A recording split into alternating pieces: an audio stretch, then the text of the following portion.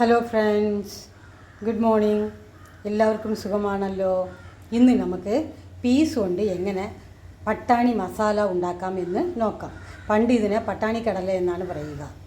ഞാൻ ചെറുതിലേക്ക് ഞങ്ങളെ വീടിൻ്റെ അടുത്ത് കല്ലൂർ പിള്ള ഹോട്ടൽ എന്ന് പറഞ്ഞുകൊണ്ട് അവിടെ 10 രൂപയില്ല 10 പൈസ കൊടുത്താൽ ഈ ഒരു കപ്പ് നിറച്ച് പട്ടാണി മസാല കിട്ടും. അത് ഭയങ്കര ടേസ്റ്റാണ്. അത് എങ്ങനെയാണ് ഉണ്ടാക്കേണ്ടത് എന്ന് നമുക്കൊന്ന് നോക്കാം. ഒരു കപ്പ് പീസ് നമുക്ക് തലേ ദിവസം വെള്ളത്തിലിട്ട് കുതിർത്ത് വേവിച്ച് എടുത്തതാണിത്. ഒരു സവാള, ശകലം പെരിഞ്ജീരകം. ഇത് പൊരികടല പൊടിയാണ്. പണ്ട് കടലമാവാണ് ചേർക്കുന്നത്. കടലമാവിനേക്കാളും ടേസ്റ്റ് പൊരികടല പൊടിയാണ്. അപ്പോൾ അതുകൊണ്ട് ഞാൻ പൊരികടല 2 സ്പൂൺ പൊടിച്ചെടുത്തിട്ടുണ്ട്. കടുക് വറുക്കാൻ ശകലം കടുക്, 2 തുള്ളി,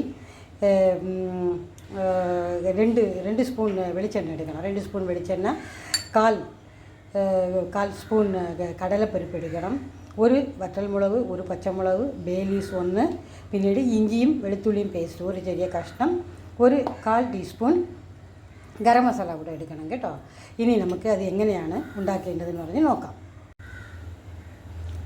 പാൻ അടുപ്പിൽ വെച്ച് പാൻ ചൂടായി 2 സ്പൂൺ വെളിച്ചെണ്ണയാണ് ഞാൻ ഒഴിച്ചിരിക്കുന്നത്. അതിൽ ശകലം കടുക് പൊട്ടട്ടെ. കടുക് പൊട്ടിയതിന് ശേഷം നമുക്ക് ഇഞ്ചി വെളുത്തുള്ളി പേസ്റ്റ് ചേർക്കാം. കറിവേപ്പില. ഇത് നന്നായിട്ട് നമ്മളൊന്ന് ഇറക്കി വിടണം.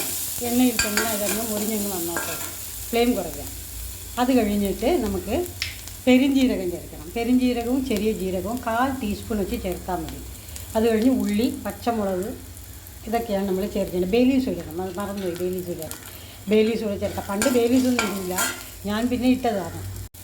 പെരുംജീരകം ചേർത്ത്, ചെറിയ ജീരകം ശകലം ചേർത്ത് ഇനി ഉള്ളി ഇടാം. ഉള്ളി ഇട്ട് നമുക്കിതിനെ നന്നായിട്ട് വഴറ്റിയെടുക്കാം.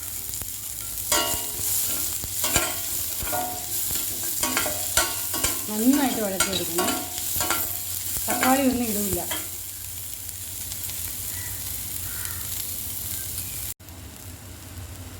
ഉള്ളി നന്നായിട്ട് വെന്ത് അതിലേക്ക് ഞാൻ ഒരു 1/4 ടീസ്പൂൺ മഞ്ഞൾപ്പൊടി കൂടെ ഇട്ട് കേട്ടോ. ഇനി നമുക്ക് ശകലം ഉപ്പിടാം. ഒരു നുള്ളു ഉപ്പ് കൂടെ ഇട്ടിട്ടുണ്ട്. അതുകൂടെ ഇട്ട് നമുക്ക് ഇതങ്ങ് നന്നായിട്ട് ഇളക്കണം. അത് കഴിഞ്ഞ് നമുക്ക് ഈ പീസ് വേവിച്ച് വെച്ചിരിക്കണമല്ലോ, അതുകൂടെ ചേർക്കാം. അതുകൂടെ ചേർത്ത് നന്നായിട്ട് ഇളക്കണം. ഞാൻ കുറച്ച് എണ്ണയെ ഒഴിച്ചിട്ടുള്ളൂ. പണ്ട് ഹോട്ടലുകളിലൊന്നും അങ്ങനെ എണ്ണ ഒന്നും കൂടുതലൊന്നും ഉപയോഗിക്കില്ല, ഇപ്പോഴത്തെ പോലെയൊന്നുമല്ല. അവരെന്ത് ചെയ്യും, ഈ പീസും ഉള്ളിയും കൂടെ ഒരുമിച്ചിട്ട് എല്ലാം ഈ മസാല എല്ലാം കൂടെ ഒരുമിച്ചിട്ടങ്ങ് വേവിക്കും. എന്നിട്ട് ലാസ്റ്റിൽ കടുക് ഒരുക്കും. അതാണ് ചെയ്യുന്നത്.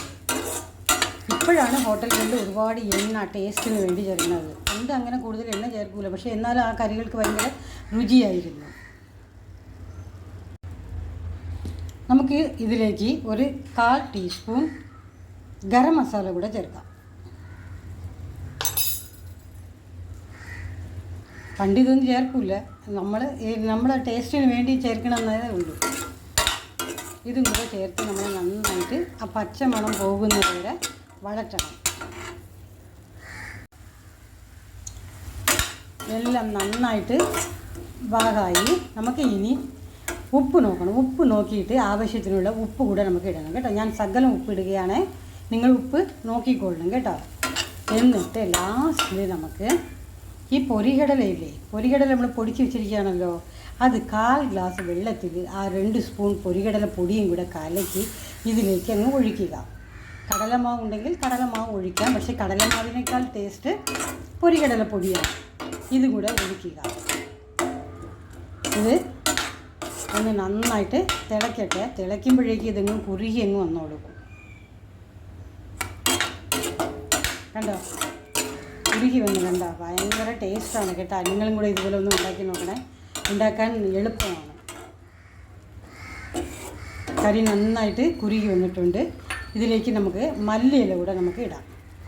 മല്ലിയില ഇട്ട് ഒരു 2 മിനിറ്റ് നമ്മൾ അടച്ച് വയ്ക്കണം. അടച്ച് വെച്ചിട്ട് നമുക്ക് നോക്കാം എങ്ങനെ ഉണ്ടെന്ന് നോക്കാം. വെരി ടേസ്റ്റിയാണ്. നിങ്ങളിവിടെ ഇത് ഉണ്ടാക്കണം കേട്ടോ. പഴങ്കഞ്ഞിക്ക് നന്നായിരിക്കും. പിന്നെ ചപ്പാത്തി, പൂരിയുടെ കൂടെ കഴിക്കാം, ദോശയുടെ കൂടെ കഴിക്കാം. നന്നായിട്ട് റെഡി ആയിട്ടുണ്ട് കേട്ടോ. ഇനി നമുക്ക് ഇത് ചപ്പാത്തി, പൂരി, പഴങ്കഞ്ഞി, അപ്പം, ദോശയിലൂടെ കഴിക്കാൻ കൊള്ളാം കേട്ടോ.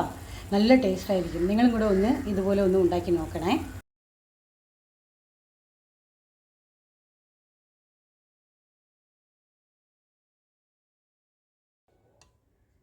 ഇതാണ്ട് ഇന്നലത്തെ പഴങ്കഞ്ഞിയാണ്, ഇന്നലത്തെ ചോറാണ്.